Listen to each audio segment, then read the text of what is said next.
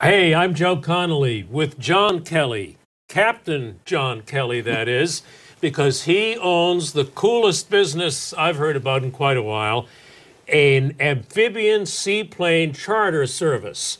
And John Kelly flies people from New York to the Hamptons and the Berkshires in the summertime.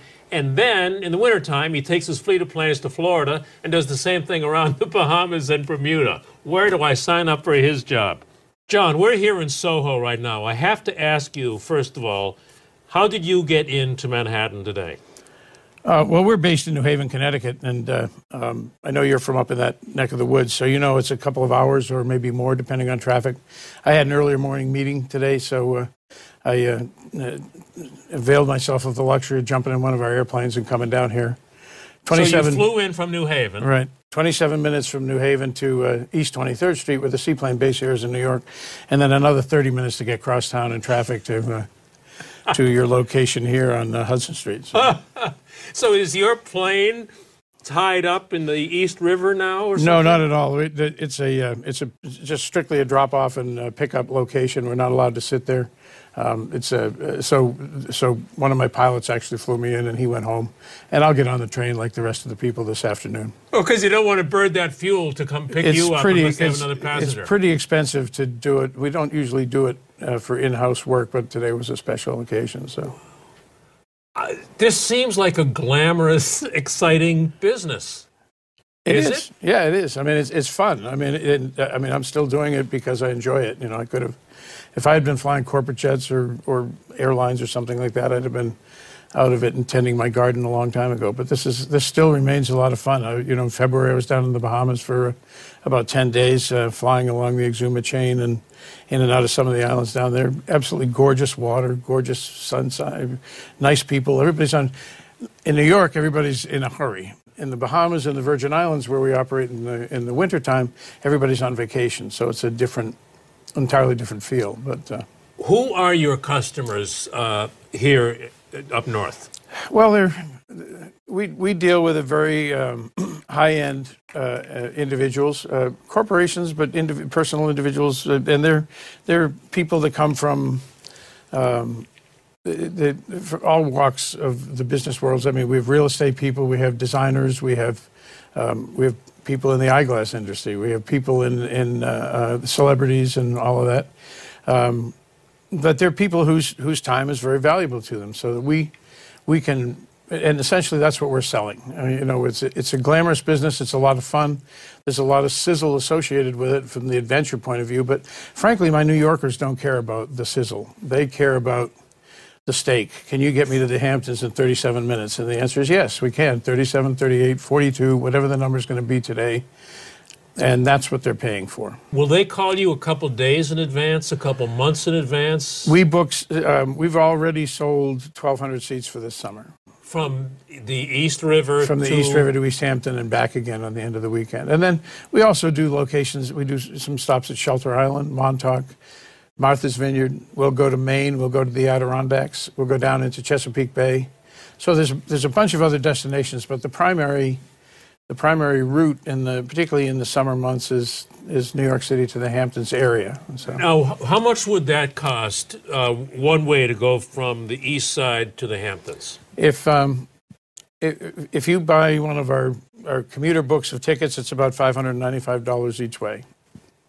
And if it's just you and a friend in the plane? Well, then you charter the airplane, and that gets up to about $3,700 for that trip.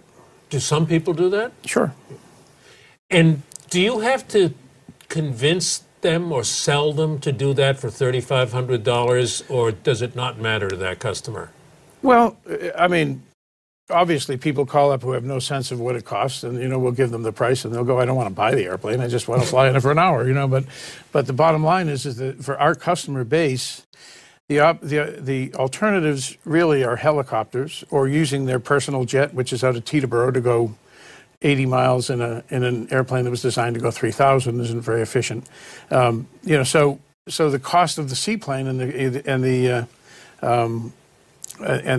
convenience of the seaplane, that you do the cost benefit analysis, and it comes out very favorable for the people that are in that that income bracket. Do you get any business if the train service is bad and people are just coming from Connecticut or New Jersey to Manhattan for a meeting, not the Hamptons, but a business meeting?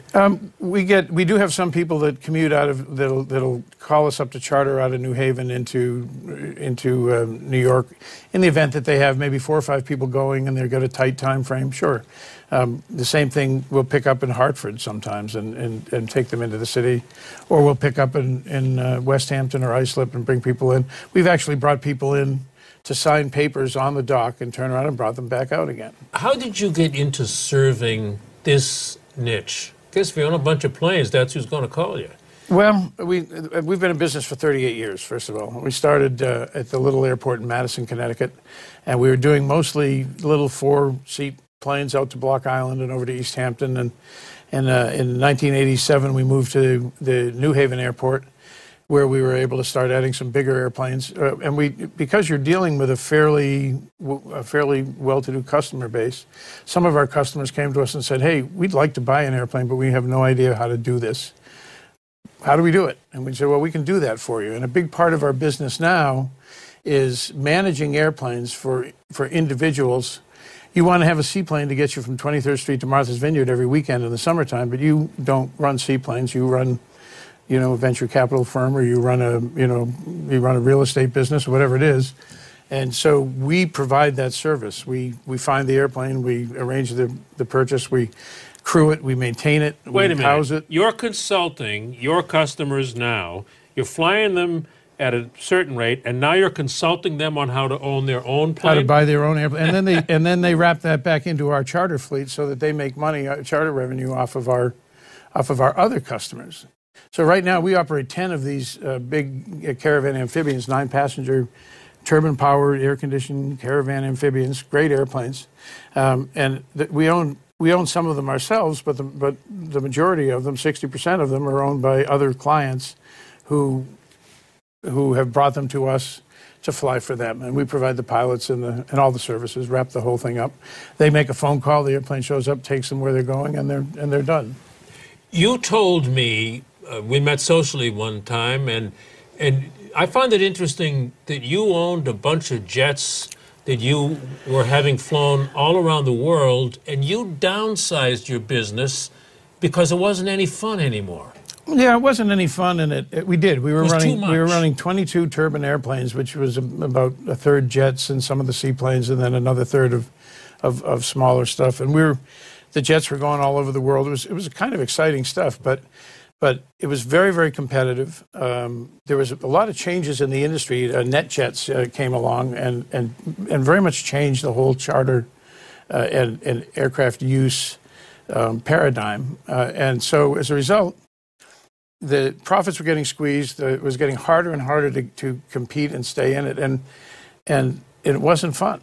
So we decided we're under pressure. We'd grown from a company with 5 or 6 employees over about 15 years to 180 employees, and we were doing flight training, and we were doing maintenance, and we were doing the jet charter and the seaplanes and everything else, and we were really spread pretty thin, and so we just decided to pick one thing and do it, and that was the seaplanes. It was a niche market. Nobody else was doing it. We knew how to do it, so we decided that this is where we're going to concentrate our energies. And from about 2001 on, that's all we've operated. Same type of airplane all over we've done consulting work in South America and in Africa and in Europe and all over the globe, but our primary business is New York City, and then the Bahamas and the Caribbean in the wintertime. And you're still just doing specialize well on that. With a much downsized business. You have less stress, and you're still doing well. Absolutely, we have about 30 employees, and it works out well. I mean, it's the biggest thing is that everybody gets hung up on growth and growing their business, and not that there's anything wrong with that, but to me the goal is to build a sustainable business model that you can really perfect. And I believe we do what we do better than anybody else does it, and that is our goal. That's not growth. The growth comes. I mean, you just do what you do well, and charge accordingly. We don't apologize for our pricing. This is what it costs to do this. We're not getting, we're not buying yachts and buying our own airplanes. I mean, this is a business. We're making some money, and that's great. But you concentrate on doing it well, taking care of your employees. We have a lot of employees who've been with us for 20 years or more.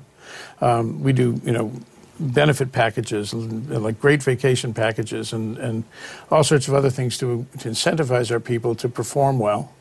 And that shows in the product that we have. We weren't looking for growth. We'd like to stay right where we were size-wise. And yet last year, within the last 14 months, we had 3 clients come to us with new airplanes and say, we want to do this, and you are the guys we want to do it with. And we're like, do we really want to take that on? But how do you say no in a situation like that? So we've grown 30% in the last 12 months without intending to. Managing other people's airplanes. Managing other people's airplanes and moving them into our charter operations, Let's say not Memorial Day weekend, but a weekend in June in the summertime. How many trips would you personally, if you were doing them, fly from New Haven to the city to the Hamptons? I mean, what do you do, 3 or 4 times? Well, on an average Thursday or Friday afternoon, you're going to go out and do maybe 4 to 5 trips out of 23rd Street, each pilot, each year. Now, not every airplane is doing that. Some of them are going to the Adirondacks. Some of them are going to Martha's Vineyard. The owners and the managed airplanes, the owners have their own agendas of what they want to be doing with them, and you have to get that into the mix. From Memorial Day essentially through Columbus Day, we stay pretty busy with, Friday afternoons, Monday mornings, Sunday nights are maxed out. You're an airline. You have to have a control center and somebody keeping absolutely, track of all absolutely. this, Yeah, obviously. we're highly regulated by the FAA. The regulation is not a lot different than what American or United or everybody else is under. And you started out as a musician here in the city, did you? I was here in the city as a musician for about 10 or 15 years before I started this business. Singing or playing music? No, I was a horn player, actually a classical musician. But I learned to fly because a lot of the work that I was doing was in outlying areas, community concerts and all of that. And surprisingly enough, a lot of the musicians in New York City are also pilots. The disciplines are very similar. Learning to fly an airplane is very similar to learning to play an instrument. How so? Well, it's the idea of having to acquire a skill set that requires some theory, but also practice, and then practice, and then you go out and you perform. And just as you go out and you perform on a stage or whatever it is, whether it's Carnegie Hall or it's the East River, that performance has to be perfect on that given day, and that's what you aim at. And it's literally the same thing from one to the other. I always thought musicians are cool, and I always thought pilots are cool, but I never met someone who was both at the same time. You're a cool guy, John. Well, thank you very much. I appreciate it, Joe.